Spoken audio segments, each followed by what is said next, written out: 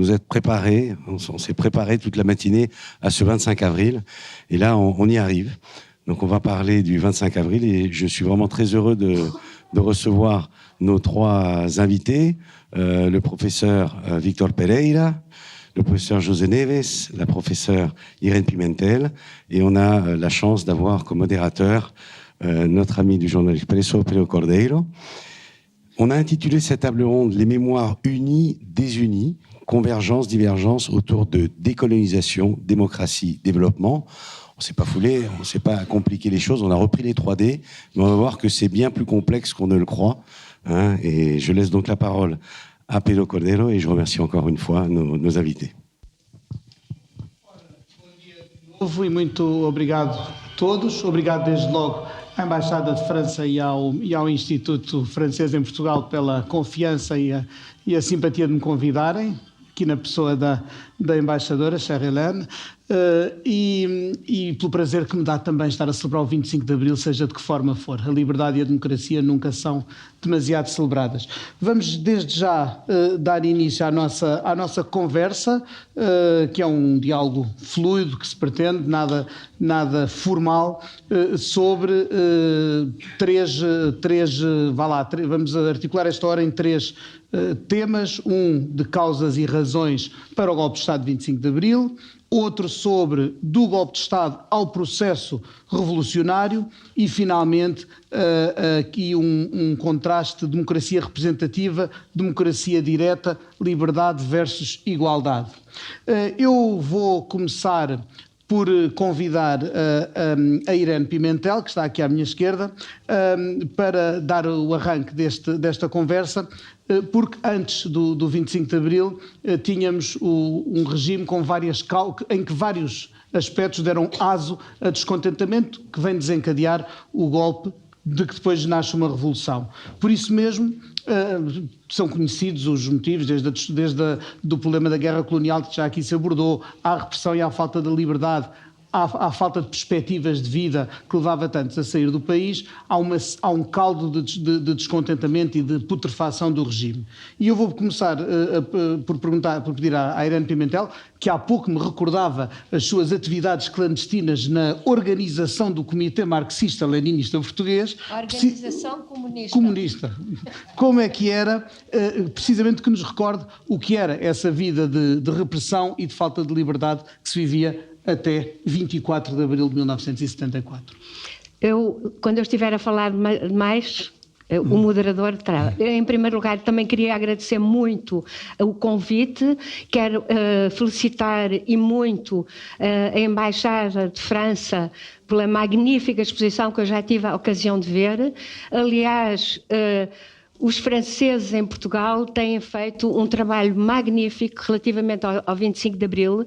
Queria só lembrar que, por exemplo, o Liceu Francês, onde eu estive e onde gostei muito de estar, acabou de fazer com os alunos um cravo humano e que é muito bonito no átrio do Liceu Francês, está fotografado e, portanto, as minhas felicitações. E senti mesmo que era o meu liceu. Relativamente às oposições, evidentemente já há bocadinho foi dito que o regime contou com muitas oposições, desde logo, da parte de militares, chamados reviralhistas. Eu vou fazer uma coisa muito breve. Logo durante a ditadura militar, como sabem, houve uma ditadura militar entre 1926 e 1932, quando Salazar, que tinha sido Ministro das Finanças em 1928 da ditadura militar, é nomeado Presidente do Conselho de Ministros. E vai, sobretudo, civilizar, no sentido de tornar civil a ditadura. E, evidentemente, que durante toda a ditadura ele contou com duas grandes instituições, com várias, mas sobretudo com as Forças Armadas, que ele domesticou logo nos anos 30, 37, através de Fernando Costa, e a Igreja Católica. Portanto, nunca esquecer também estes grandes apoios do regime, que eu também estou muito de acordo, cuja característica é sobretudo o elitismo e a falta de mobilidade social em Portugal. Por exemplo, o filho de sapateiro iria ser sapateiro. Mesmo as escolas técnicas eram para os filhos dos sapateiros, não para os filhos das elites, que iam para o ensino secundário e depois para a universidade, para serem os futuros dirigentes do regime. Eu, evidentemente, já apanhei a oposição ao regime já muito mais tarde, já em pleno marcelismo, portanto é muito fácil, ficam logo a saber a minha idade, mas eu tinha 18 anos em maio de 68, fui marcadíssima por isso mesmo, estive em Paris também nos anos 70, do início dos anos 70, e foi em Paris que eu me liguei politicamente. Porque, como eu tinha estado no Liceu Francês, isto muito brevemente, e na parte francesa eu não conhecia portugueses, portanto tinha dificuldade, portugueses no sentido de jovens estudantes, tinha dificuldade em ligar-me politicamente. E foi para Paris que eu fui, onde havia muitos desertores, muitos refratários e muitos exilados, como sabem. A oposição ao regime foi variando ao longo dos anos. Uma das primeiros grandes movimentos foi logo em 1934, em que Salazar acabou com o movimento sindical livre, dos anarcossindicalistas, comunistas e socialistas, no 18 de janeiro de 1934, portanto foi o primeiro momento. Aliás, pouco antes também Salazar tinha acabado com a oposição de extrema-direita fascista, porque havia um movimento nacional sindicalista do Rolão Preto de características fascistas e achavam que Salazar não era fascista, ou suficientemente, pronto, nesse sentido. Portanto, houve este grande movimento que acabou com o sindicalismo independente. Depois, ao longo dos anos, sistematicamente houve tentativas de golpe de Estado militares com civis. E eu só refiro isso, foi em 47, a Abrilhada, o golpe da Mialhada, depois o Movimento Nacional Independente do Delgado, o chamado golpe da Sé, o golpe de Beja, na passagem do ano de 61 para 62, falharam todos. E uma das características destes golpes, que foi analisado pelos militares do 25 de Abril, foi o facto de eles serem golpes com civis. Eram militares e civis que se juntavam. E, rapidamente, a PIDE, eu não vou aqui falar muito, mas sabem que houve a polícia política, uma das principais instituições ao regime, e essa polícia política tinha duas grandes características. Para já, quando havia civis nessas tentativas, não é, de golpe de Estado, imediatamente a PIDE tinha infiltrado os civis e sabia de antemão e previamente. E falharam sempre, aliás, é uma das características, os capitães falam muito nisso. Desde o início pensaram fazer um golpe de Estado unicamente militar, não queremos cá civis, e acho que eles fizeram muito bem. Entretanto, o que eles não perceberam, e eu aqui já estou a avançar um pouco, eles pensavam que iam fazer sozinhos os tanques nas ruas e que ninguém ia aparecer. E, portanto, pediram às pessoas, à população, para não ir para as ruas. Aconteceu o contrário, e esse contrário da população que foi para a rua e que apoiou desde o primeiro minuto o golpe de Estado militar, fez com que ele também tivesse tido o sucesso que teve em tão poucas horas, 19 horas, foi o tempo que durou, e os militares não tiveram de atacar determinados alvos porque passou a ser pouco necessário. Mas para dizer que eu no outro dia estive num debate no Goethe Institute sob o mote o charme discreto da ditadura. E houve até quid pro quo, não no sentido britânico, no sentido português do termo, entre a Aurora Rodrigues e eu própria, porque a Aurora Rodrigues achava que a resistência tinha sido muito grande e eu achava, e continuo a achar, que era muito minoritária. O que foi extraordinário é como é que estas oposições, que tinham muito pouca gente, porque as pessoas tinham medo, evidentemente, tinham medo da PIDE, havia uma célebre frase que dizia: não te metas em política, porque senão vais ver o que é que te acontece, porque quem se metia em política era a ditadura, eram as elites da ditadura, e os tais, pronto. E eu, pelo contrário, queixei-me de uma certa forma que o Estado Novo, corporativo, através das suas instituições e através do medo, da polícia política, da censura, que era fundamental como instrumento, conseguiu instilar uma passividade grande no seio da população portuguesa. Portanto, a Pito estava a dizer, nós estamos por todo lado, nada de atividades políticas, e dirigia-se, sobretudo, diretamente àqueles que estavam organizados politicamente. E agora, para um bocadinho. Muito bem, e vamos depois continuar precisamente com o processo revolucionário e a adesão popular ao golpe militar. Antes disso, e ainda aos antecedentes, lanço o desafio ao José Neves. Sabemos que a guerra colonial foi um dos motores do golpe de Estado. Há 13 anos que durava esse conflito, com situações militares e políticas diferentes nos vários territórios, e que depois é também ele, obviamente, a causa de um dos desafios mais difíceis do período imediatamente após a Revolução, que é todo o processo de descolonização. E é sobre isso que lanço o isco ao José Neves para nos iluminar. Ok, muito obrigado, Pedro. Boa tarde a todos, bom dia. Eu é a segunda vez que estou na Embaixada de França. A primeira vez foi em 2008 e recordei-me agora, quando hoje de manhã aqui entrei, para um colóquio sobre os 40 anos do maio de 68. E só faço esta nota porque talvez tenha alguma piada. Na altura estava, um dos convidados era alguém que já não está connosco, o Daniel Ben Said, que enfim, as pessoas em França sobretudo conhecem, e o Daniel Ben Said, ao despedir-se num jantar que na altura tivemos aqui na Embaixada, disse qualquer coisa do género: espero que da próxima vez venhamos cá não para comemorar uma revolução passada, mas para comemorar uma revolução em curso. Isto só para também situar a questão do 25 de Abril em relação ao facto de ser uma revolução passada, embora é um passado que às vezes regressa de formas muito surpreendentes.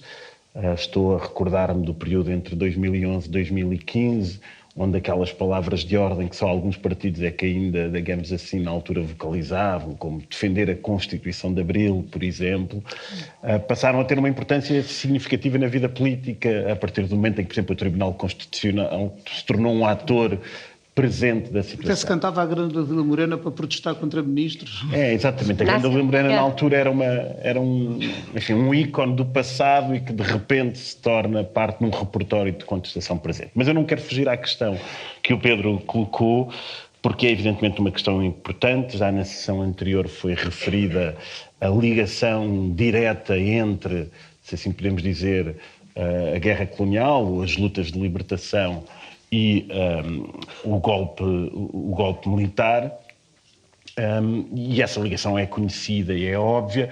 Talvez haja uma outra ligação que seja importante também frisar, que é entre a ideia de Portugal ou de país que na altura está em discussão durante esses anos de 74, 75, e um movimento mais geral, digamos assim, mais global de descolonização, não apenas enfim, da África ocupada pelo exército português, mas de descolonização do mundo no contexto do segundo pós-guerra e no contexto da emergência dos movimentos não alinhados, os chamados terceiros mundismos, e como isso teve bastante importância em Portugal na discussão política na altura. Nós hoje tendemos frequentemente, e para ir ao encontro do debate, do título do debate, as memórias do 25 de Abril, a fazer às vezes uma ligação direta, de uma forma muito compreensível, entre um país saído do Império que entra na União Europeia, na altura entra na CE. Mas há ali um momento histórico onde, digamos assim, o horizonte do desenvolvimento do país, seja do ponto de vista económico, seja do ponto de vista do seu posicionamento geopolítico, seja do ponto de vista da construção da sua identidade nacional, cultural, está mais aberto. E essa discussão tem interesse e, portanto, há uma questão quando referimos a relação entre as guerras coloniais e o 25 de Abril, para além da ligação imediata que já vimos entre o movimento dos capitães e a guerra colonial, nomeadamente em territórios como a Guiné-Bissau, este contexto mais amplo em que podemos situar o 25 de Abril, ou seja, não apenas como, evidentemente, uma revolução que inicia um processo de transições democráticas no sul da Europa, ou que, enfim, noutras cronologias poderiam ainda ser associadas a uma última vaga de democratização democratização a um nível já mais amplo, mundial, mas também este contexto muito, digamos assim, terceiro-mundista, que marca algumas das ideias importantes da Constituição Portuguesa, que não apenas o preâmbulo para o socialismo, isso de alguma maneira não precisa, digamos assim, dessa dinâmica descolonizadora para lá estar, mas a definição da política externa portuguesa como, por exemplo, respeitando o princípio formulado já nos finais do século XIX, ou meados do século XIX, por um senhor alemão barbudo, de que nenhum povo que oprime outro povo será livre. E, portanto, essa ligação é uma ligação importante, não apenas a ligação imediata do 25 de Abril à luta, às guerras coloniais, mas a um contexto mais amplo e que tem declinações que muitas vezes ficam esquecidas, porque nós, quando olhamos para a panóplia de, digamos assim, projetos político-ideológicos em debate, olhamos para aquilo que podemos chamar a visão mais social-democrata, se quisermos uma certa ideia de democracia liberal clássica, que podemos associar, no fundo, ao protagonismo do Partido Socialista, do Dr. Mário Soares, uma versão mais entre, se quisermos, a ideia de um segundo mundo ou a ideia de uma via nacional para o socialismo associado ao Partido Comunista Português, mas temos, por exemplo, estes imaginários, se quisermos, pós-coloniais, agora num sentido quase que mais cronológico do termo, que tem importância, por exemplo, no interior do MFA, em alguns setores do MFA, e não necessariamente sequer os mais radicais, e que tem um lastro na democracia portuguesa até chegarmos a meados dos anos 80, Maria de Lourdes Pintacilgo, etc. Portanto, esta questão é uma ligação que eu acho que é importante também sublinhar. Bem, obrigado, Zé. E, finalmente, portugueses em França neste mesmo período, e agora para fazermos aqui a ligação entre os nossos dois países, sabemos que França é um destino, foi historicamente um destino privilegiado da imigração portuguesa. Ora, a imigração portuguesa para a França na segunda metade do século XX tem tanto de económica e de procura de uma vida e de um sustento, como de política, porque temos personagens da luta e da resistência que, por causa da repressão de que a Irene nos falava, escolheram fixar-se noutros países, e França foi um deles. Basta dizer que Mário Soares, já aqui evocado, estava exilado em França quando se dá a Revolução. Por acaso não veio diretamente de França, tinha ido a Bona, mas residia em Paris na altura em que se deu o golpe de Estado. E é ao Vítor Pereira que coube aqui no nosso arranjo a incumbência de nos falar disto. Quem eram os portugueses em França, como olhavam para o nosso país e como receberam, evidentemente, a notícia do 25 de Abril. Obrigado. Bon dia. Je vais parler en français merci pour les traductrices. Une est fatiguée et l'autre est sans emploi. Donc je vais rééquilibrer. Et tout d'abord, je vais en profiter pour remercier Madame l'ambassadrice de son invitation, Guillaume Bocara de toute l'organisation. Et même plus généralement, j'en profiter j'ai participé avec Thomas Bertin, Pauline Beaumont et Hugo Sanchez à l'exposition, que vous avez peut-être vue. Donc je voulais leur remercier de leur travail. Ils ont beaucoup travaillé ces derniers mois, au-delà de leur charge. Moi, j'ai que ça à faire, entre guillemets, travailler sur l'histoire. Et eux, ils avaient beaucoup de choses à faire. Et donc, sur cette exposition que vous pourrez peut-être voir, et notamment, il y a tout à l'heure... Irène a repris Pedro Cordel sur CMLP ou CMLP. Ça peut paraître extrêmement véniel, mais ce n'était pas du tout véniel. Ça veut dire qu'on était prêt à se combattre dans la rue pour ce haut. Et qu'est-ce que ce haut voulait dire ou pas dire? Et vous verrez, si vous voyez l'exposition, la première salle, il y a une photographie du 1er mai 1974 à Paris, où il y a une énorme pancarte rouge Folle à Pete, donc hors la Pite de France et du Portugal. Et c'était une manifestation où il y a des gens de l'OCMLP, donc je ne sais pas si vous y étiez, mais... Non, j'étais à Portugal. Vous étiez déjà au Portugal à l'époque. Très bien. Et donc sur la question, comme vous le savez probablement, entre 1957 et 1974, il y a 900 000 Portugais qui émigrent en France. Alors 900 000, c'est un chiffre comme ça qui peut paraître... Mais il faut voir que c'est 10% de la population continentale portugaise. Donc 10% des Portugais qui émigrent en France en un peu plus de 15 ans. Et plus de la moitié d'entre eux partent irrégulièrement. C'est-à-dire que la dictature, notamment dans le cadre des guerres coloniales, dans la crainte que ces Portugais en France deviennent des communistes, la seule fois où Salazar parle, la seule fois où il parle de l'émigration, c'est qu'il dit qu'il y a le Parti communiste, la CGT, qui développe une action très importante et on craint qu'ils viennent en France, se politisent et reviennent au Portugal. Ça change de l'immigration vers le Brésil, où quand on partait vers le Brésil, on ne revenait pas tous les ans. Là, ces émigrés peuvent éventuellement revenir tous les ans et apportés avec que des idées, mais j'y reviendrai. Donc 900 000 Portugais, plus de la moitié irrégulièrement, un certain nombre d'entre eux clandestinement, donc c'est le très célèbre Salto, sauter au-dessus des frontières. Dans l'exposition, on n'en a pas mis, mais on a mis une photo de Gérard Loncourt, qui est un photographe haïtien qui travaillait pour la presse communiste et qui a pris parmi les rares photographies de Portugais qui traversent les frontières des Pyrénées clandestinement. Mais donc il y a 900 000 Portugais qui sont en France, et une des choses que je voudrais introduire ici, c'est que souvent on présente de façon assez schématique l'immigration. D'un côté, l'immigration dite économique. Et effectivement, les gens qui quittent le Portugal viennent surtout du centre et du nord du pays, des régions rurales, très pauvres, et surtout des régions de petite exploitation familiale. C'est-à-dire que des gens avaient des petits lopins de terre tout petits, où ils vivaient misérablement avec leurs 6, 7, 8, 9, 10 enfants, mais en polyactivité, certains autour de Porto travaillent aussi dans l'industrie. Mais ce n'est pas les plus pauvres des Portugais, donc ils sont très pauvres, mais ce n'est pas les plus pauvres. Les plus pauvres au Portugal sont ceux de l'Alentejo, les travailleurs journaliers qui n'ont pas de terre et qui d'ailleurs en 1975 vont prendre ces terres sur lesquelles ils ont travaillé pendant des décennies. Et pourquoi ce n'est pas les plus pauvres qui émigrent, et même de nos jours, c'est rarement les plus pauvres qui émigrent. Ce n'est pas les plus pauvres que vous trouvez dans les barques dans la Méditerranée ou qui quittent Calais, parce que pour venir en France, il fallait pouvoir payer des passeurs. Et pour pouvoir payer des passeurs, il fallait avoir quelque chose à hypothéquer éventuellement, des terres, des biens, etc. Mais ce que je voulais aussi, donc schématiquement, l'immigration économique, et l'autre côté, ce qu'on dit, l'immigration politique. On a déjà évoqué Mário Soares, vous avez évoqué des déserteurs, des exilés, des gens qui quittent le Portugal parce qu'ils ne veulent pas faire un service militaire qui dure à partir de 68 pendant 4 ans, et qui ne veulent pas tuer ou être tués, qui ne veulent pas être blessés ou être blessés, qui considèrent que l'Angola non est nossa. C'est-à-dire que l'Angola n'est pas à nous et que l'indépendance doit leur être accordée. Mais ces frontières entre l'immigration économique et politique, elles sont beaucoup plus perméables qu'on le dit souvent. C'est-à-dire qu'il faut bien avoir à l'esprit que les gens, quand ils quittent le Portugal, tout le monde leur dit de ne pas partir. C'est-à-dire, alors, non pas tant que les gens lisent la presse, non pas tant qu'ils lisent qu'ils voient la télévision, mais par exemple, le ministère de l'Intérieur demandait au curé, au moment de l'homélie, ce grand moment où tout le monde subit un message, mais qui était souvent politique, on disait il faut que les curés disent « n'allez pas en France ». Et il y avait une énorme hypocrisie, on disait, bon, d'une part que les passeurs, et même de nos jours, les passeurs sont démonisés, tout ministre de l'Intérieur doit dire le plus grand mal des passeurs, bien évidemment. Et à l'époque, on les présentait comme des gens sans scrupules, qui allaient voler les gens. Donc on disait surtout pas les passeurs, et surtout on leur présentait la France comme l'enfer.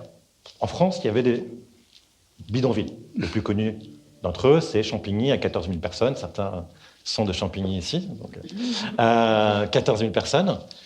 Et dans la presse, on disait, regardez, qu'est-ce qui vous attend?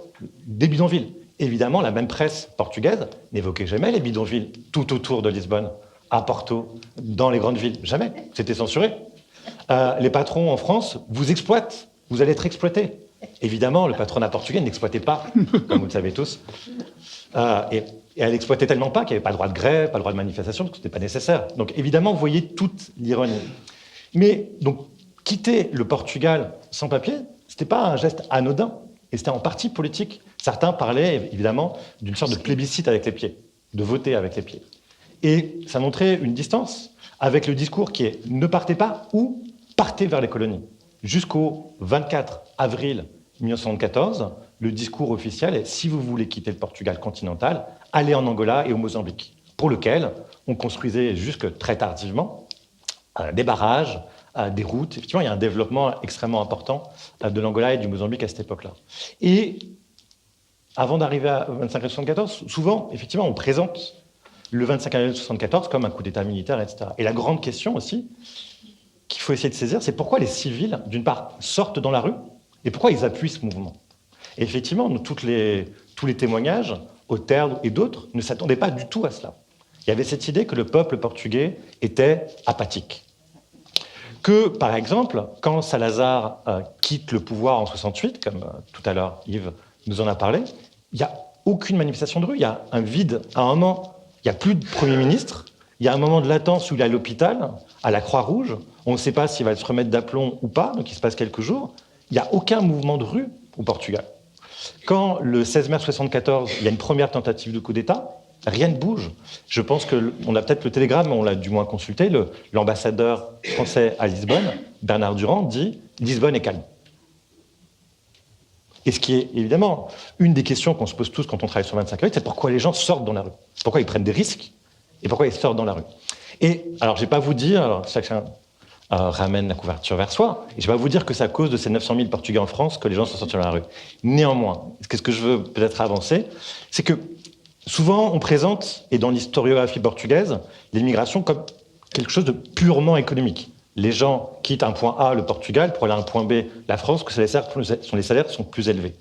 Mais cette immigration a été une ouverture au Portugal inimaginable. C'est-à-dire que, je vais vous donner juste un exemple assez rapidement. En 1969-1970, il y a eu un mouvement de grève au Portugal, notamment dans le nord du pays.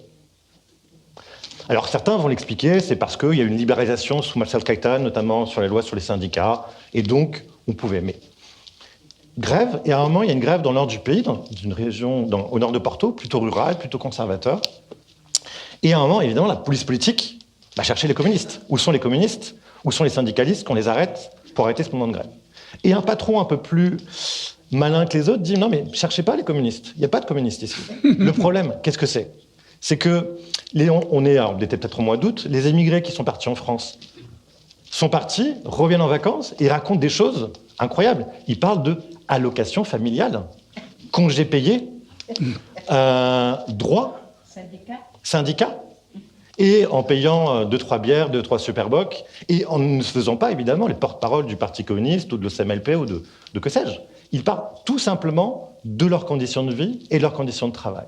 Et ce que dit donc ce patron, c'est que nos ouvriers, alors il est évidemment paternaliste, nos ouvriers ne se rendent pas compte que nous, on ne peut pas offrir la même chose. Parce qu'on ne peut pas, il faut qu'on s'enrichisse plus. Mais on ne peut pas offrir la même chose. Mais donc ça crée un sentiment au Portugal, parmi de nombreux ouvriers et de nombreux paysans, une frustration. Les gens savent ce qui se passe en France. Ils savent que la démocratie, c'est pas l'enfer, et ils savent qu'on peut obtenir des droits quand on travaille. Et donc, je ne dis pas que le 25 avril est né du fait que mon père soit parti en France. Ne vous inquiétez pas, je ne dis pas ça. Mais ça a créé au Portugal un très fort sentiment, non seulement dans la classe ouvrière, dans la paysannerie, mais aussi dans la classe moyenne, qu'on savait qu'en France, dans d'autres pays, il y avait d'autres conditions de vie et des droits. Et c'est ça qu'on, très très vite, non seulement le 25 avril, mais à partir de 2 mai, il y a partout dans le Portugal des grèves spontanées où on demande certes l'augmentation des salaires, mais des droits sociaux et l'épuration, ce qui est très important.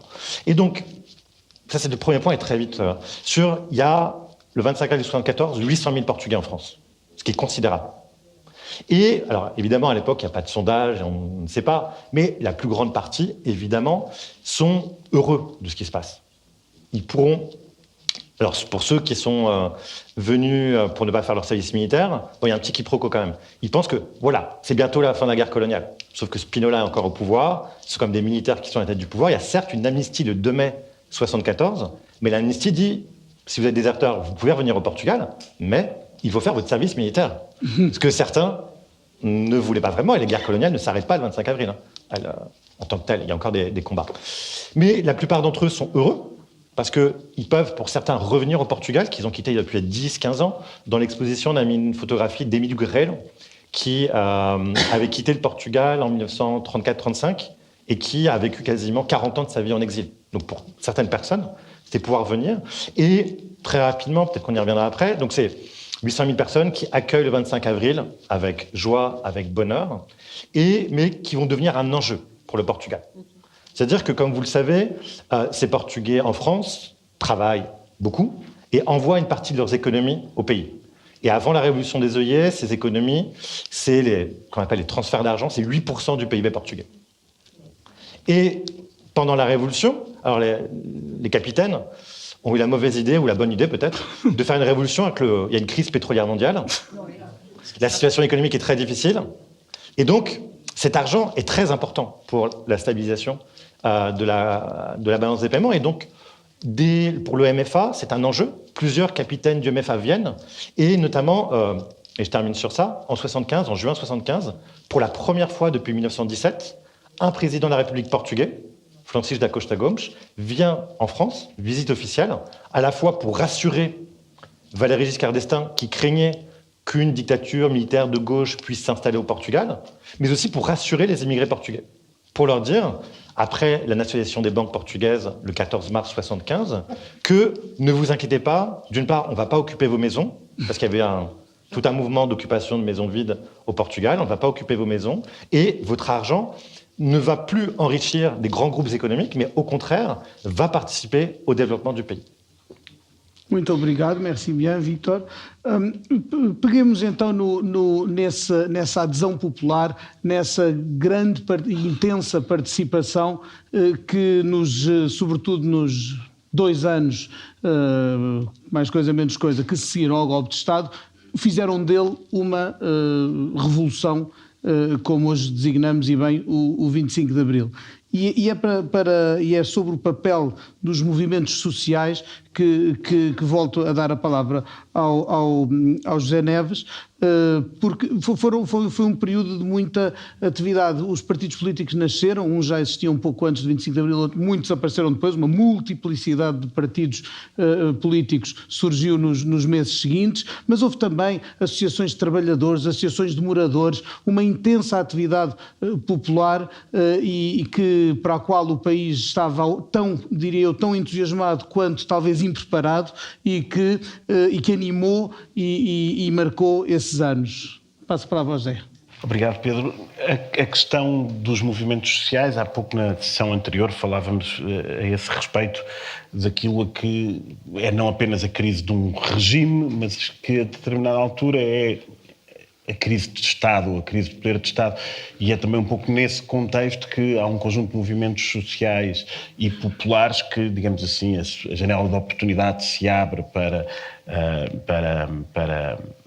para fazer o seu caminho. Há um estudo, enfim, um dos primeiros estudos, digamos assim, sobre o 25 de Abril, não dos primeiros, mas já tem alguns anos, já tem pelo menos 2 décadas, do Diego Palacios Xerezales, onde justamente a importância da crise do poder de Estado e não apenas da crise de regime enquanto fator explicativo, não apenas da queda do regime, mas da queda revolucionária do regime, e uma revolução não apenas protagonizada por aqueles que identitariamente, digamos assim, se dizem revolucionários, como o Partido Comunista, outros grupos e partidos no contexto da esquerda portuguesa de então, mas é uma revolução protagonizada por gente ou gentes a que justamente não se coloca a questão de saber se estão motivados politicamente ou economicamente, se estão motivados ideologicamente ou se estão motivados pelos seus interesses mais imediatos.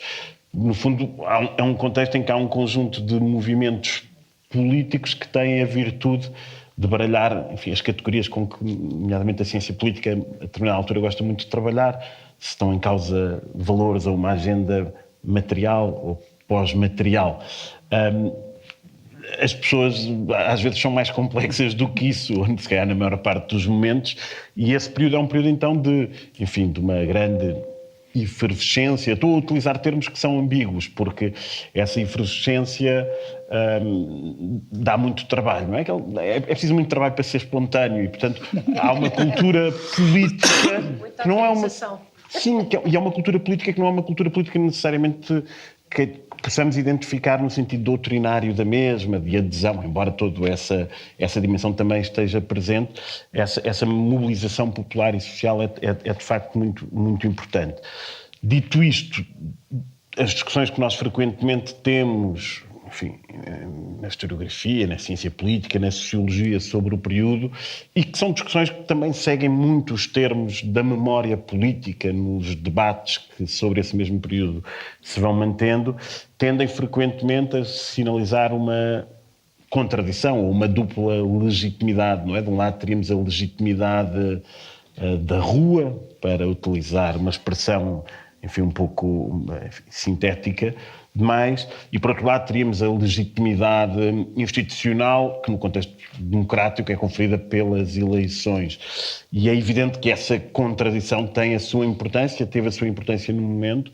Ao mesmo tempo, existem alguns trabalhos interessantes, agora estou a recordar-me do trabalho de um outro colega, do Pedro Ramos Pinto, onde a questão surge um pouco mais baralhada, digamos assim, ou seja, onde, por exemplo, é possível ver que, acompanhando movimentos, processos que diríamos de base, por exemplo, em torno da ocupação de casas, que envolvem a categoria dos moradores, nesses processos, em alguns dos estudos que já existem, e são questões que estão muito por estudar, do ponto de vista das suas dinâmicas, e não é fácil estudá-las, quer dizer, podemos recorrer à história oral. No caso do Pedro Ramos Pinto, ele teve, digamos assim, a sorte também de encontrar um arquivo relativamente raro, com um conjunto de informação de atas dessas comissões de moradores nas suas reuniões. Vemos que aí também há processos de, se quisermos, desradicalização ao longo do processo, não é? Portanto, essa contraposição que às vezes fazemos entre um período muito efervescente e muito radical, porque protagonizado a partir de baixo, e depois uma certa racionalização institucional moderada, vinda a partir de cima, talvez possa ser questionada. Segunda questão a este respeito que eu gostava de referir, tem que ver com também a cronologia da Revolução. Eu estou aqui a falar um bocado de cor, porque eu não estudei nunca, digamos assim, o período da Revolução. Eu estudei sobretudo a história do Partido Comunista Português antes da Revolução, mas há um aspecto também na cronologia da Revolução que frequentemente nos leva a identificar e que está presente na historiografia, mas se calhar até está mais presente no debate memorialístico travado hoje politicamente, que é a ideia de que a Revolução começa ali, enfim, na madrugada do dia 25 de Abril e que depois se interrompe, se modera, se pactua no dia 25 de Novembro, não é? E nós também vemos que, se calhar, o processo de desmobilização, sendo significativo o impacto do 25 de Novembro, se calhar não é assim tão absoluto, ou se quisermos, por exemplo, pensar no que são as presidenciais de 76, e há um estudante que está a realizar o doutoramento no nosso instituto, quem tem trabalhado muito isso, nós podemos ver que nas presidenciais de 76, sob formas novas, se quisermos até aqui utilizar uma ideia, a ideia de populismo, não no sentido necessariamente pejorativo do mesmo, mas se olharmos para figuras como a figura do Otelo Saraiva de Carvalho, o extraordinário resultado eleitoral que tem, ou mesmo uma figura bastante mais ambivalente, plural, como a de Ramalhianos no sucesso que tem, são figuras que mantêm de alguma maneira a tensão própria do período anterior, formulada do ponto de vista político. E isso, se calhar, também nos permitiria, de alguma maneira, fazer luz, e termino, sobre esta ideia de que o período que muitas vezes consideramos como um período de efervescência, mas muitas vezes consideramos como um período de efervescência num sentido quase que crítico, negativo, de excesso de radicalismo, ou de impreparação, ou de um excesso de espontaneísmo, que se calhar a democracia mesmo institucionalizada, estou agora a dar como exemplo as eleições de 76, elas são e podem ser um veículo de um debate político plural, e que os debates políticos em democracia, para serem plurais, são debates que requerem antagonismo de posições, porque de outra maneira temos uma democracia, no fundo, que funciona como a administração de um condomínio. Se calhar às vezes com menos tensão, sobretudo porque aparentemente quem administra o condomínio onde nós vivemos não é necessariamente o Estado português. Há um enquadramento europeu que ajuda a que os problemas internos não se cheguem a discutir, se calhar. Mas essa ideia de... Porque é que eu acho que é importante revisitarmos a cronologia e dizermos se calhar as coisas não acabam no 25 de Novembro, e porque é que eu acho que é importante revisitarmos a fronteira entre a divisão entre radicalismo a partir de baixo e moderação a partir de cima. Porque eu acho que aí, nesses debates, podemos encontrar boas pistas para os desafios que hoje se nos colocam, de como é que podemos ter uma democracia que funcione com instituições, mas cuja vivência institucional da política não seja uma forma de adormecer ou de produzir consensos a nível, digamos assim, da política no sentido mais difuso do termo, e que está presente num imigrante que vai para a França e que está presente em muitas pessoas anónimas que fazem esses movimentos sociais e populares a que tu te referias. E, no fundo, que não esgota, não é, a democracia. As instituições, a vida institucional, de ser importantíssima para a democracia, não a esgota. Há um aspecto de que temos que falar, porque provavelmente também um dos dossiês pendentes e inacabados, sempre inacabados, em que Portugal não me parece um país particularmente avançado, que é o da participação das mulheres e o estatuto das mulheres, e nada melhor do que este mês de abril, em que 50 anos depois voltamos a ouvir falar em aberrações como um proposto estatuto da dona de casa, nada melhor do que essa ocasião para falarmos de como o 25 de abril deu outro estatuto às mulheres, e inclusive também na sua participação política, quanto a mim, extremamente subrepresentada ainda em 2024. E é sobre isso que desafio a Irene a dar-nos umas notas. Na sequência, aliás, dos meus 2 colegas do Instituto de História Contemporânea, estou aqui a fazer a publicidade, eu diria também que, por exemplo, a seguir ao 25 de novembro, foi quando houve mais golpes e bombas dos terroristas de extrema-direita, um dos quais está agora até na Assembleia da República como vice-presidente. E isso mostra também que as coisas não terminaram no 25 de novembro, tal como nós aqui analisamos. Por outro lado, a questão de cima e de baixo, que eu acho muito importante, a situação das mulheres, do ponto de vista legal, graças ao 25 de abril, modificou-se radicalmente. Mas muito a partir de cima, curiosamente. Quer dizer, a partir de cima e de baixo. Eu assisti, só para dar um exemplo, eu estava numa comissão de ocupantes e na minha zona, e assisti às mulheres dos bairros da Lata portugueses virem com os seus filhos ocupar as casas, dormiam a primeira noite já nessas casas, que eram vazias, é preciso dizer, não se ocupou casas e agora você vai para a rua e não foi nada disso, porque muitas vezes é mostrado assim. E no dia seguinte ela chamava os maridos que tinham dormido ainda nos bairros da Lata. Portanto, isto deu também uma movimentação muito importante a nível das mulheres. Há sempre aquela ideia que as mulheres não trabalhavam antes do 25 de abril. É o contrário. O grosso das mulheres trabalhavam, eram muito mais exploradas, muito mais oprimidas, em postos muito mais subalternos, com menos salários do que os homens nos mesmos postos, mas havia determinadas indústrias que eram completamente femininas. E nessas indústrias também as mulheres começaram a ocupar empresas, até porque muitos elementos do patronato saíram e abandonaram essas empresas, e isto também teve um movimento não propriamente feminino e feminista, ou seja, de luta pelos interesses das mulheres enquanto mulheres. Eu acho que isso foi um processo tardio em Portugal e não houve a sério movimento feminista desde a Primeira República até o 25 de abril. E por isso tudo tem influência. Agora, é preciso ver uma coisa.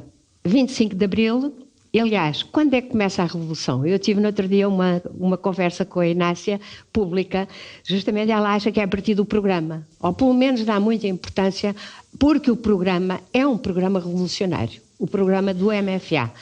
Eu tenho um bocadinho uma ideia diferente, eu acho que é a partir da saída das pessoas para a rua e, muito importante, talvez por eu ter estudado a PIDE, a extinção da PIDE, que foi algo completamente reivindicado a partir do momento em que a PIDE, que se chamava Direção-Geral de Segurança em 74, matou 4 portugueses. São, dentro dos 5 que morreram nesse dia 25 de abril, 4 foram assassinados pela polícia política. Mas a situação das mulheres modificou-se sobretudo a nível da lei, mas não foi imediato, como é evidente. Para se fazer leis tem que se estudar. Nós tínhamos um Código Civil que durava desde 1867, napoleónico, e que foi reformado em 1967, em plena ditadura. E a partir do 25 de Abril, uma das primeiras coisas é que o voto era universal. Esse Código Civil dizia que o homem era o chefe de família e a mulher devia obediência, a mulher e os filhos. Por isso, por exemplo, as mulheres não podiam sair do país sem a autorização do marido, até 69, porque aí há o problema da imigração. E Marcelo Caetano acaba com essa lei. Porquê? Porque quem partia primeiro para a imigração eram os homens, não é? E depois, quando já estivessem instalados ou minimamente empregados, chamavam as famílias, ou pelo menos as mulheres e os filhos iriam visitá-los. E, portanto, também já há uma alteração no próprio marcelismo disto. E depois, é por isso que eu digo é a partir de cima, há determinadas mulheres juristas, uma delas, a Helena Guimarães, que tinha sido do primeiro feminismo sufragista da Primeira República, que por acaso era a mulher do Adelinda Palma Carlos, que foi o primeiro chefe do governo, do primeiro governo provisório, durante muito pouco tempo, diga-se de passagem, ela até era bastante mais avançada do que o próprio marido. Esta mulher tinha estado numa luta pelos direitos das mulheres durante toda a ditadura. Imaginem o que é que isso é. E juntou-se a outras juristas, a Isabel Magalhães Colasso, a Leonor Beleza, que teve imensa importância, em que perceberam, a partir de agora, segundo no programa do MFA e segundo o voto universal, temos que modificar o Código Civil. E o Código Civil nunca foi abolido, o anterior, mas foi de tal maneira reformado que, de repente, em Portugal tínhamos as melhores leis de defesa das mulheres da Europa. Por exemplo, melhor do que em França. Depois, evidentemente, devido a essa questão que eu disse que durante muitos anos, mesmo as próprias oposições, eu vi por mim, eu conheci o feminismo na sequência de maio de 68 em França, que aliás surge 68 e das organizações marxistas, leninistas e trotskistas, mas nunca houve essa vontade, essa tentativa de formar um movimento feminista, que era muito pequeno, existiu. Não sei se sabem aquela célebre manifestação absolutamente disgusting, horrorosa, que houve no Parque Eduardo VII, constou que as mulheres feministas iam, portanto, queimar sutiãs, coisa que nunca aconteceu e também nunca fizeram uma mobilização para isso, e que apareceram milhares de homens que atacaram essas mulheres. Isso foi coberto pelo Adelino Gomes e é muito interessante, mas mostra como é que foi a partir de cima. E é por isso também que, em termos políticos, de facto, só agora com as cotas há mais mulheres políticas, quer na Assembleia da República, quer nas autarquias, mas é um processo realmente mais tardio do que nos outros países. Por exemplo, só para pensar que a despenalização da interrupção voluntária de gravidez foi só em 2006. Sete. E não falta quem queira refutar. E nas últimas eleições, um indivíduo que ganhou as eleições propôs um novo referendo caso ganhasse. Penso que, por enquanto, ainda estamos numa fase em que, se calhar, não é tão fácil. Mas, digamos, temos que estar atentos. Sim, e atentas, sobretudo. Permite-me dar aqui dois ou três números só para mostrar isto que a Irene dizia sobre a participação. Tivemos em 10 eleições presidenciais 4 candidatas mulheres, tivemos em 14 primeiros-ministros no período constitucional uma primeira-ministra, e foi uma primeira-ministra nomeada para um governo praticamente de gestão. Pelo Presidente. Pelo Presidente e anos. E nas últimas eleições autárquicas, de 308 conselhos portugueses, 28 elegeram mulheres como presidentes de Câmara, apenas 28. Porque o tempo aperta e temos mais 10 minutos aqui, segundo aqui o disciplinador Guillaume, vamos avançar para o que o 25 de Abril fez, o que nos trouxe, a transformação que fez do nosso país, portanto, promovendo ao mesmo tempo o fim do tal ciclo colonial, imperial, que depois se transmuta na integração europeia, como o Zé Neves referiu, e realmente que lugar para Portugal no mundo é que passou a haver e em que é que isso mudou desde 25 de abril de 74. E vou passar a palavra agora portanto, vou pedir a todos que sejam sucintos. Fazemos talvez uma ronda a começar pelo Vítor para abordar exatamente esta transformação da nossa identidade e do nosso lugar no planeta. Bon, j'imagine que mes collègues vont répondre également, donc je vais garder la place du rôle que l'État portugais a donné à ce qu'on a commencé à appeler les communautés, ou les diasporas, ou la diaspora. C'est-à-dire que, comme vous le savez probablement, et en 2 mots, une partie de la rhétorique des élites portugaises, et même pas sous l'État nouveau, même avant, mais beaucoup sous l'État nouveau, était que le Portugal était un pays, et ce matin on l'a dit, c'était pas un petit pays, c'était un grand pays, avec ses colonies. Et que le Portugal était présent sur quasiment tous les continents. Après la perte du Brésil en 1922, plus en Amérique latine, mais en Afrique, en Asie, jusqu'à Timor. Et c'était ce pays uni du Ming, au nord du Portugal, à Timor. Et en 1974, et surtout en 1975, le Portugal perd ses colonies. Et ça, c'est des paradoxes du Portugal, c'est que à la fois, l'Empire tombe, et il y a un célèbre essai d'Eduardo Lourenço, qui est comment ce Portugal qui s'est vécu pendant des années, des décennies, comme un empire, il n'y a pas eu de traumatisme, selon lui, extrêmement violent, mais en fait, il y a eu des continuités. Alors une continuité, je n'ai pas le temps de développer, mais c'est la continuité du lusotropicalisme. Cette idée que nous, les Portugais, nous ne sommes pas racistes. Et ce qui a conduit jusqu'à nos jours, cette idée qu'au Portugal, et là je compare avec la France, il y a eu des débats, notamment sous le mandat de Lionel Jospin, l'ouverture des archives sur la guerre d'Algérie, et en France, il y a des forts débats sur le passé colonial et sur les massacres, les crimes commis. Au Portugal, je ne dis pas que ce débat n'existe pas, mais il est encore assez atténué. Et donc, cette idée du lusotropicalisme qui a continué et qui explique des choses qui peuvent paraître étranges à un observateur étranger, qui est qu'un chef d'un parti d'extrême droite, André Ventura pour ne pas le nommer, a manifesté avec une pancarte « Le Portugal n'est pas raciste ». Et si on ne remet pas en perspective avec ce lusotropicalisme, on ne peut pas comprendre cela. Mais ce que je ne vais pas développer beaucoup, mais c'est une des façons que les élites portugaises, et très rapidement, ont fait pour ne pas passer de ce grand pays à ce petit rectangle avec les Açores et Madère, c'est un investissement rhétorique, plus que matériel, un investissement rhétorique extrêmement fort sur les Portugais à l'étranger. Et ce qui est fascinant, c'est que le discours, très vite, donc dès 1977, le jour férié, qui jusqu'en 1974 qui était toujours férié, mais qui s'appelait jusqu'en 1974 le jour de la race, le 10 juin 1974, est devenu en 1977 le jour du Portugal, de Camões et des communautés portugaises. Et c'est un des jours où on célèbre le Portugal et ses communautés. Et ce discours, les Portugais ont été érigés après le 25 avril, et je pourrais vous donner d'innombrables exemples, comme les nouveaux Vasco de Gama, moins Magellan, parce que mon Magellan, il passait du côté du voisin, mais comme les nouveaux Vasco, il y a toute une rhétorique, et même un de ses premiers promoteurs est Vitor Alves, une personnalité extrêmement importante au sein du MFA, parmi les modérés, et qui très vite est chargé, au sein du Conseil de la Révolution, des premières journées du 10 juin 1977, du 10 juin. Et donc, et je ne vais pas continuer, mais avec un discours, moi, qui m'a toujours fasciné, c'est qu'il y a au Portugal une institution qui est la Direction générale des affaires consulaires, qui est la direction générale qui traite des immigrés, des problèmes consulaires, etc. Dans les années 80, le logo de cette institution, c'était une caravelle.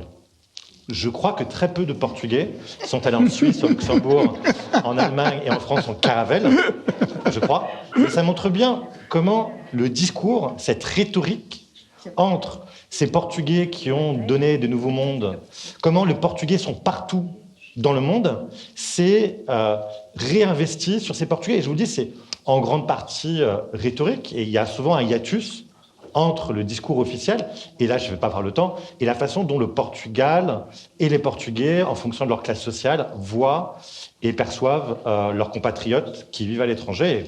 Et là je termine vraiment sur ça, même sur les réseaux sociaux, là, comme vous le savez, il y a eu des élections dernièrement, avec un résultat, une montée extrêmement forte de l'extrême droite, et il y a eu 2 des députés, donc il y a 4 députés portugais qui représentent les Portugais à l'étranger. 2 d'entre eux sont des élus Chega, et très très vite, il y a eu ce raccourci à les immigrés votent pour l'extrême droite. Les journalistes m'ont posé la question et je dis, oh là, vous savez, si on regarde le chiffre, c'est 60 000 personnes. Alors moi, ce qui me permet de tout comprendre au Portugal, 60 000 personnes, c'est moins que de personnes qu'on met au Estádio da Luz, qui est un des monuments importants au Portugal. Et 60 000 personnes sur 1 500 000 Portugais à l'étranger, ça veut dire qu'il y a quand même 1 440 000 qui n'ont pas voté pour ce parti. Et donc, mais parfois, cette question est souvent posée parce qu'il y a une vision assez, parfois méprisante, et le terme est utilisé à Essian, sur ces Portugais à l'étranger. Donc, il y a ce paradoxe qui est assez important. Janeves? Sim.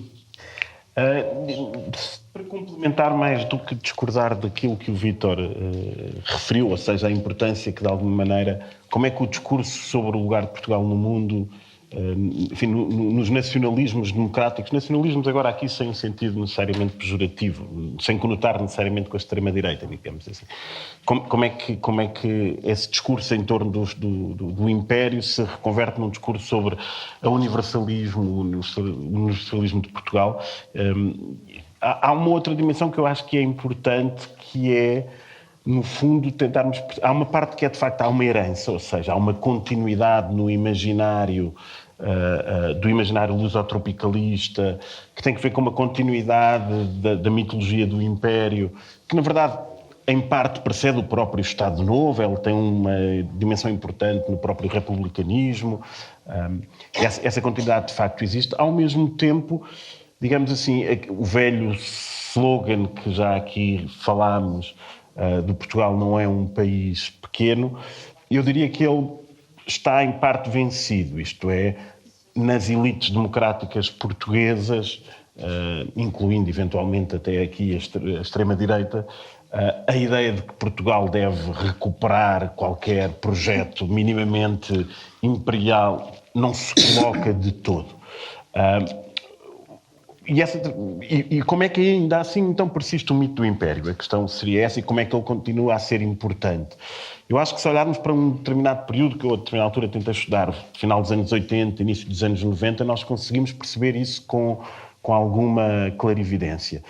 No final dos anos 80, Portugal inicia um período de comemoração, na altura pelo governo do centro-direita, um ciclo comemorativo do passado, muito em torno dos 500 anos dos chamados descobrimentos portugueses, que é um ciclo fortíssimo do ponto de vista de investimento público, daquilo que podíamos chamar, vou utilizar uma expressão em inglês, state-sponsored history, não é? Brutal, com pouca comparação do ponto de vista do peso sobre o orçamento, e que é muito orientado para celebrar, então, os grandes mitos dos descobrimentos portugueses. A meados dos anos 90 há uma mudança na governação do país, o centro-direita dá lugar ao centro-esquerda, com a emergência do Partido Socialista, que também se traduz numa mudança na própria direção da Comissão dos Descobrimentos. O intelectual, digamos assim, muda. E o novo discurso é um discurso que tenta fazer uma espécie de adjornamento, se quisermos, entre a necessidade, porque é para esse lugar que a pessoa está investida, de comemorar os descobrimentos portugueses e imaginar um Portugal moderno, que é já um Portugal europeu, um Portugal na globalização. E isso traduz-se muitas vezes, até do ponto de vista da investigação historiográfica, se nota, na tentativa de associar Portugal a um país que teve os descobrimentos, mas que foi o primeiro país a criar a globalização. Não é? E depois há ali um período entre parênteses, que é a escravatura, o colonialismo, mas no fundo, basicamente, a ideia de que os descobrimentos e a globalização são dois momentos que coincidem, apesar de serem épocas diferentes, e que caracterizam a identidade portuguesa. E, portanto, são as autoestradas da informação. E isso está muito ligado com a ideia de que Portugal não é um país pequeno, mas, agora para utilizar um outro slogan, na altura da oposição, Portugal não é um país pobre também, não é? E esse discurso, que é um discurso que está muito presente no Partido Comunista Português, que de alguma maneira, digamos assim, é o primeiro partido, antes da extrema-esquerda emergir, digamos assim, pós-colonial em Portugal, porque a partir dos anos 50 que diz que o país não deve ter colónias, não é? E como construir um discurso credível de desenvolvimento para o país sem o imaginário das colónias. É esta a dificuldade que se coloca. E isso passa muito por esta ideia de investimento, digamos assim, no capital humano, que depois tem uma trajetória grande na democracia portuguesa, não é? A paixão pela educação do engenheiro António Guterres, o choque tecnológico do primeiro-ministro do Partido Socialista que se lhe seguiu, ou, enfim, outras propostas. Finalmente chegamos ao choque fiscal. Mas existem estas variações. Eu só queria dizer mais uma coisa, muito brevemente, que tem que ver com a questão da União Europeia e que tem que ver com, de facto, a enorme força que a narrativa europeísta tem em Portugal e que teve nos últimos 20, 30 anos, talvez mais ao nível das elites políticas do que na população em geral, se olharmos para alguns inquéritos que existem, mas essa força é tremenda, não é? E só um episódio revelador, não sei se inquietantemente revelador disso, é o dia a seguir às nossas eleições legislativas, em que o primeiro-ministro, na altura primeiro-ministro Santos, o primeiro-ministro António Costa, se desloca, passado 1 ou 2 dias, a Bruxelas, e uma das declarações que faz é: não se inquietem porque a nossa extrema-direita, que teve 18% de votos, não é anti-europeísta. E os inúmeros problemas que decorrem desta declaração, ou seja, a necessidade de um primeiro-ministro, digamos assim, que é uma figura pela qual eu tenho imensa estima pessoal, apesar de nunca ter votado nele, de ir a Bruxelas prestar contas e dar um certificado que a nossa extrema-direita não é anti-europeísta como as outras. E, em parte, na verdade, veremos as próximas eleições europeias como é que o Chega constrói o seu discurso em torno da Europa, aparentemente num contexto novo.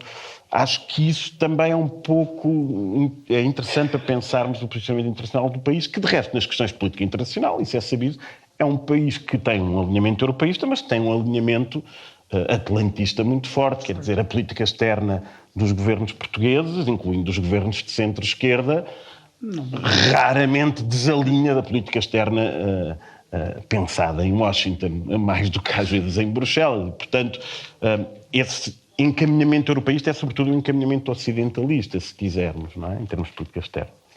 Muito bem, e com isto estamos a chegar mesmo ao fim do nosso tempo. Guillaume. Je vous remercie infiniment, c'était extrêmement riche. On est désolé, on aurait aimé vous écouter encore et encore. C'était vraiment très très clair à la fois et enrichissant pour nous. Juste un petit témoignage avant de vous donner la parole. On a 5 minutes. On avait parlé avec Jean Soares justement de la possibilité qu'il nous donne son témoignage sur cette journée, sur ce jour. Donc je vous passe la parole pour malheureusement 3 minutes. 3-4 minutes, ça sera très bref. Je pense que maintenant, ça n'a pas de sens. Je parlerai l'après-midi. J'ai été très content d'être ici. Je félicite Madame l'ambassadeur, a senhora ambassadrice. Acho que foi um grande momento e, sobretudo, acho que prestámos homenagem àquilo que devemos à França em termos de construção da nossa democracia. Há uma coisa que aqui não foi referida, que é os grandes exilados políticos portugueses durante os 48 anos da ditadura foram quase todos para a França. Há raríssimas exceções. E os grandes intelectuais portugueses que tiveram que se exilar, a começar pelo Aquilino, começou por se exilar antes ainda da proclamação da República e exilou-se logo a seguir ao 28 de maio, foram para a França. E foi em França que morreu o Afonso Costa, que foi uma das grandes figuras de Estado da Primeira República, e foi de França que voltou-se já só para morrer o presidente destituído Bernardino Machado. E, curiosamente, há uma outra coisa que não é referida, que é historicamente muito importante.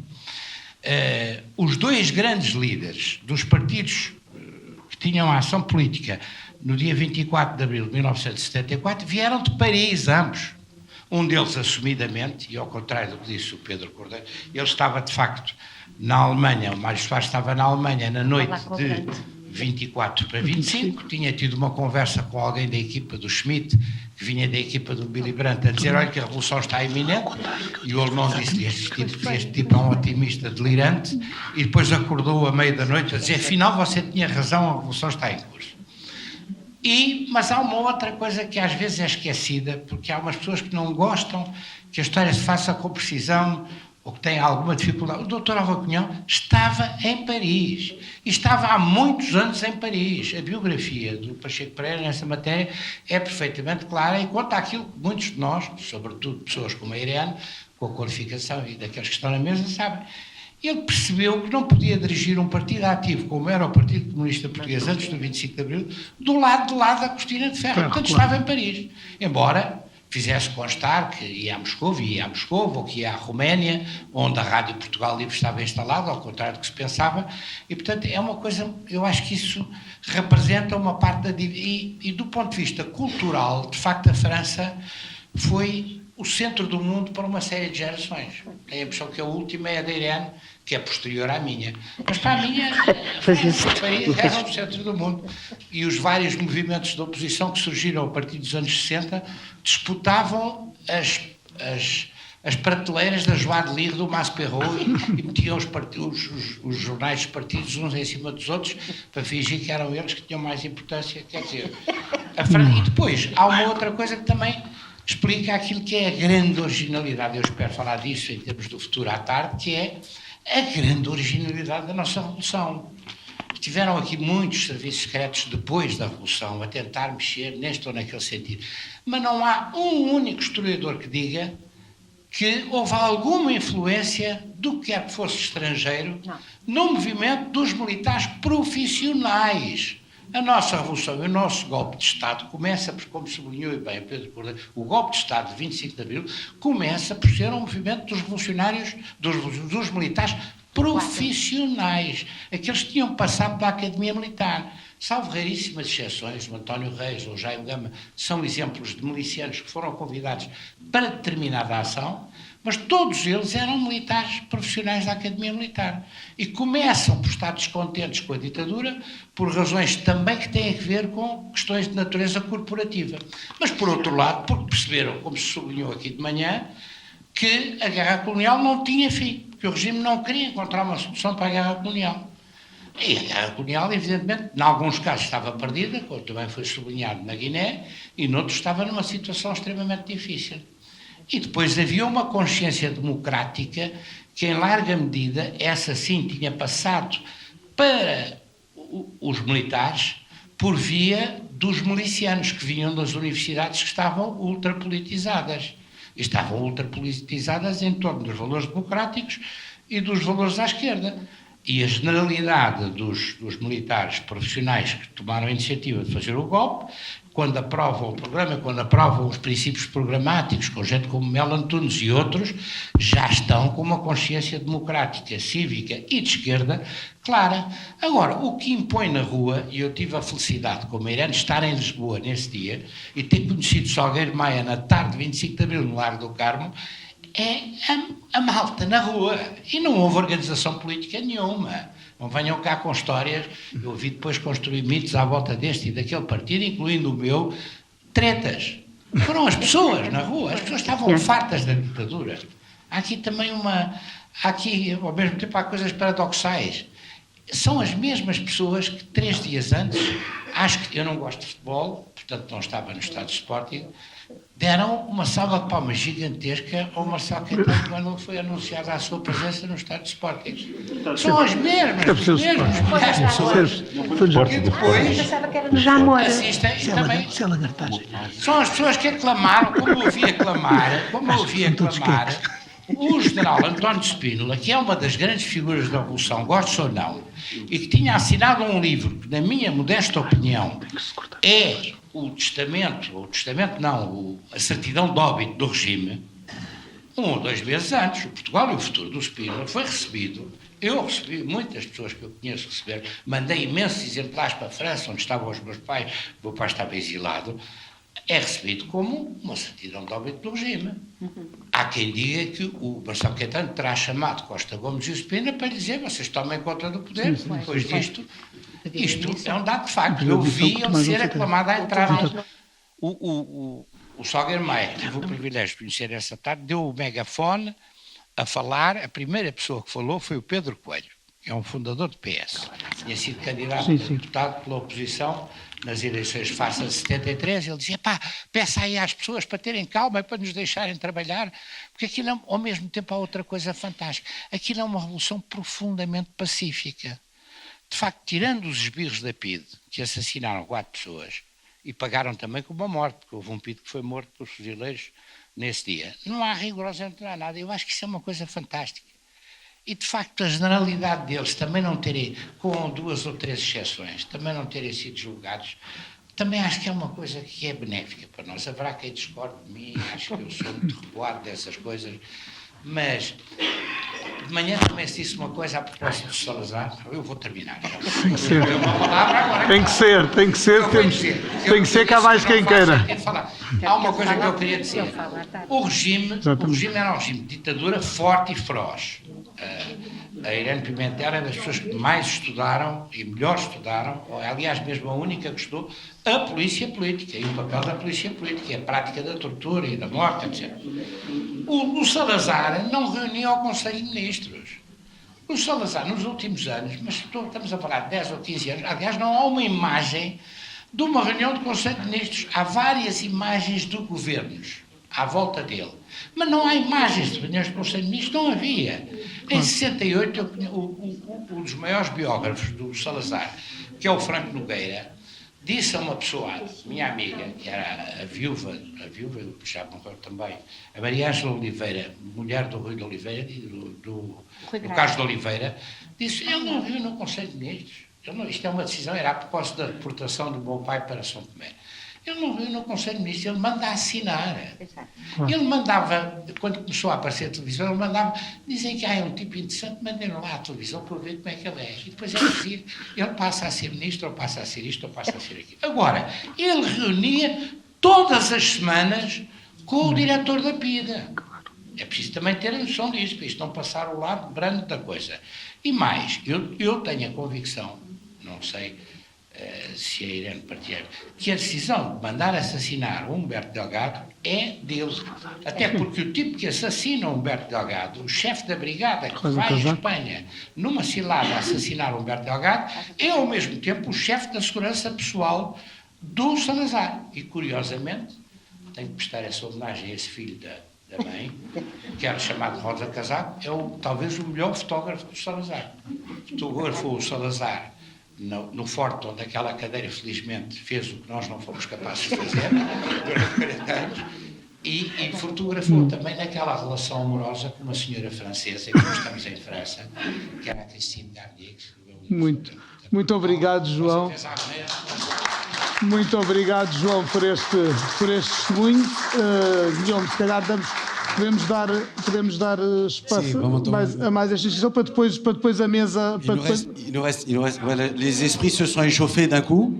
Donc il nous reste 2 minutes. Je vous remercie d'avoir fait cette histoire régressive de la matinée. On est revenu.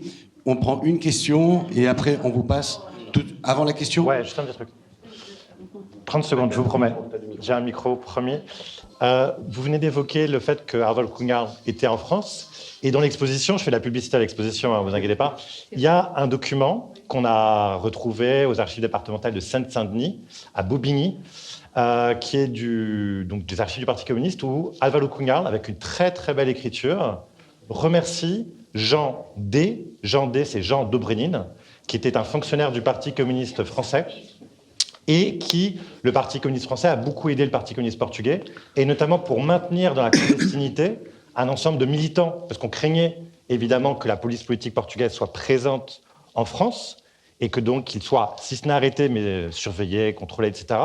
Et donc, effectivement, comme vous le dites, c'est pas parce qu'il n'y a aucune archive française, ni même portugaise, de la PIDE, qui se doutait que Harval Kungal a vécu principalement entre 65 et 74 à Montreuil, très belle ville de l'Est de Paris, avec l'aide. Et donc ce document, on l'a placé dans l'exposition pour montrer ce soutien militant, organisationnel du Parti communiste français pour le Parti communiste portugais.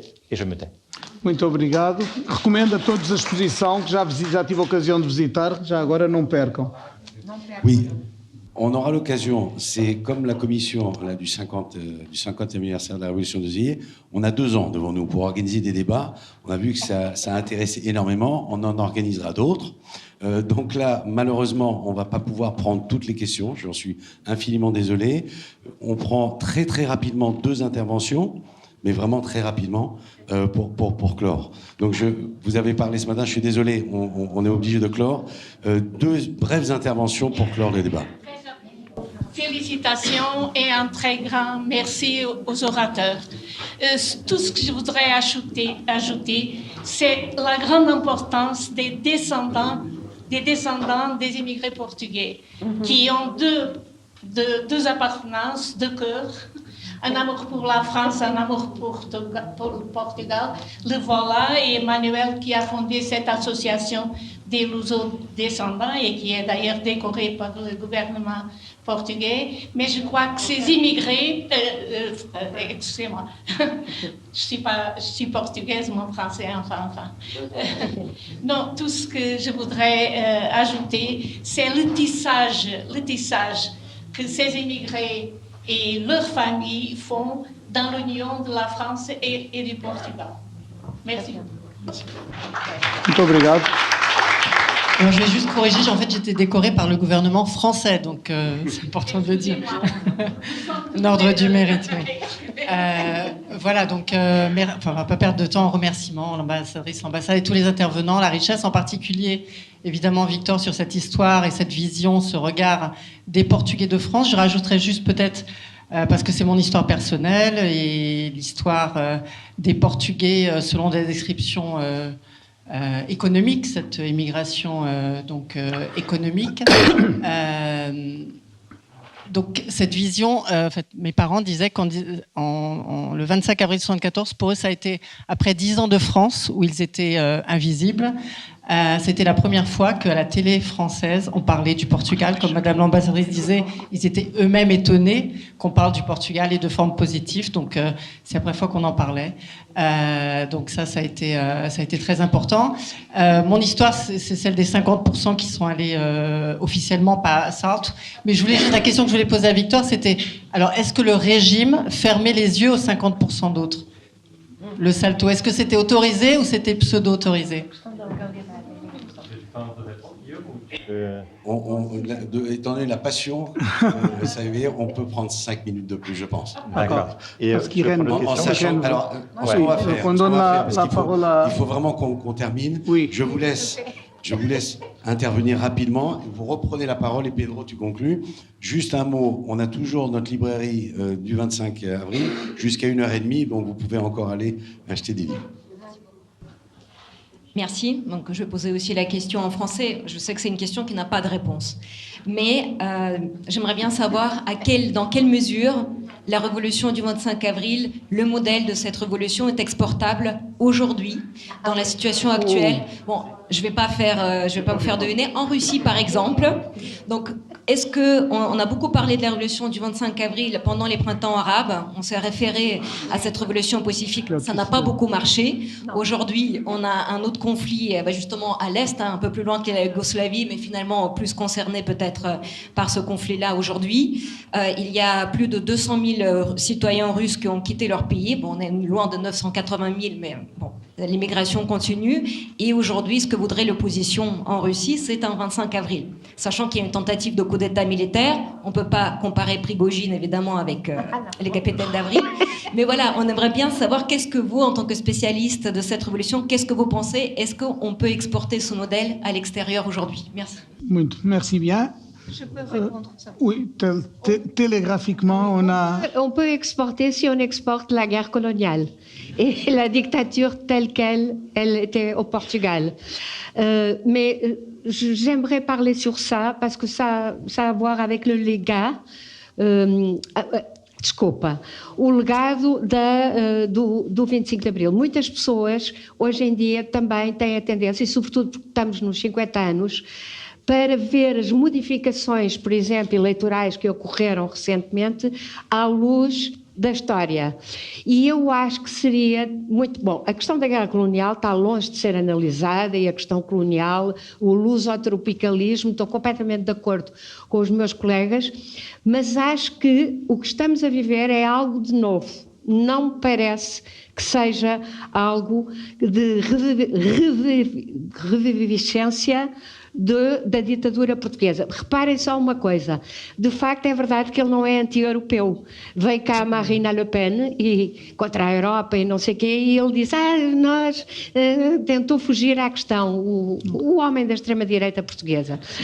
Por outro lado, diz que não é racista. Claro que é super racista, mas escolhe os ciganos e os imigrantes asiáticos, porque aí está o lusotropicalismo, diz que os africanos, em princípio, fazem parte do Império.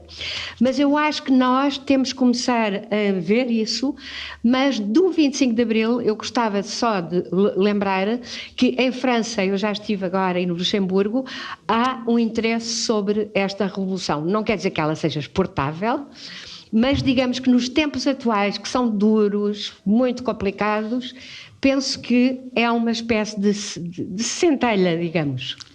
Muito bem, e acho que é com esta centelha que... Talvez duas palavras. Duas. Donc, si l'immigration clandestine était tolérée, Salazar était évidemment machiavélique. La question qui a été ce matin, c'est comment il est resté au pouvoir pendant si longtemps. Et je ne dis pas que c'était un plan à planifier, mais ce dont la police politique et Salazar se sont rendus compte, c'est que les gens partaient en France, payer des fortunes pour aller en France. C'était plusieurs mois de salaire et qu'une fois qu'ils étaient en France, ils devaient juste travailler beaucoup, avaient extrêmement peur des syndicats, extrêmement de la politique, pour pouvoir revenir au Portugal, pour pouvoir maintenir. Et à un moment, en 64, le directeur de la police politique, Fernando Silva Paes, justifie son action et il dit « mais on n'aurait jamais de prison dans notre pays pour mettre tous les immigrés clandestins en prison ». Et l'immigration clandestine, à partir de 61, est un crime passible de 2 ans de prison. Et en fait, et donc je vous dis, c'est pas planifié, mais ils sont accommodés. L'avantage de la mission clandestine, c'est que d'une part, le gouvernement ne devait pas prendre la responsabilité. Les gens partaient en dépit de la dictature. Et donc vis-à-vis des conservateurs, du patronat, des propriétaires de terre, c'était pas la faute du gouvernement. Et ces gens, donc, c'est le côté machiavélique, donc devaient payer des fortunes pour aller en France, n'avaient pas de papier, voulaient revenir au Portugal, et donc, pour beaucoup, se maintenaient hors de la sphère politique et syndicale, parce qu'ils voulaient revenir au pays. Et donc la clandestinité a fini par être tolérée comme un moyen de vulnérabiliser les immigrants, ne leur donnant pas de droits, et de toujours avoir une épée Damoclès sur eux, au cas où, s'ils revenaient, et éventuellement être arrêtés. Donc je ne dis pas que c'est planifié, qu'on a tout pensé, mais au fur et à mesure, c'est comme ça souvent dans le public, on se rend compte qu'il y a des situations dont on peut tirer un certain avantage. Et peut-être que José veut nous dire que la révolution est exportable. Não, há conjunto de... Se nós virmos os usos internacionais da Revolução Portuguesa, nós encontramos, de facto, vários momentos em que, nas primaveras árabes, a ideia da Revolução de Abril como fonte inspiradora regressa à discussão. Se olharmos para as comemorações que estão a ser feitas em diferentes países hoje, sobre os 50 anos do 25 de Abril, essas ligações também estão, de alguma forma, presentes, de uma forma mais, digamos assim, adormecida ou mais institucionalizada. Há um momento, há um estudante que estava, na altura, a tentar ver quando é que a Revolução de Abril, na imprensa europeia, apareceu mais evocada nos últimos 50 anos. E há um episódio, e há um momento onde isso acontece e que não foi uma revolução, não teve para ser uma revolução, mas que tem a sua importância, que é em 2015, com a situação na Grécia, em torno da resistência às políticas da austeridade por parte do Syriza, e nesse contexto há um discurso do Yanis Varoufakis onde, de resto, diz qualquer coisa como, eu estou a citar de cor, se Portugal tivesse no euro o 25 de Abril não teria sido possível, por exemplo, não é? Que é, no fundo, uma tentativa de dizer, qual é que é a dificuldade? É fácil pensarmos a revolução fora de um contexto europeu, mas no contexto europeu, quais é que são as possibilidades de dissidência, ruptura política? Isso é mais difícil de imaginar. Mas no caso grego, aquelas semanas que acompanham o referendo, que acompanham uma grande mobilização nas ruas e que depois terminam, digamos assim, de uma forma que não sabemos bem como classificar, se é uma derrota, se é uma desmobilização, se é um 25 de novembro atualizado, não sei. Mas esse é um contexto de mobilização interessante. Acho que é mais desafiante tentarmos pensar o que é que no contexto europeu, no contexto ocidental, pode-se parecer àquilo que chamamos a irrupção de movimentos. Porque fora do contexto europeu, essas semelhanças, elas continuarão a ser estabelecidas, creio eu, com facilidade. Muito obrigado, e com esta indisciplina horária que vamos assumir como uma homenagem aos excessos do processo revolucionário, despedimos-nos agradecendo à Irene, ao Zé e ao Vítor e a todos vós.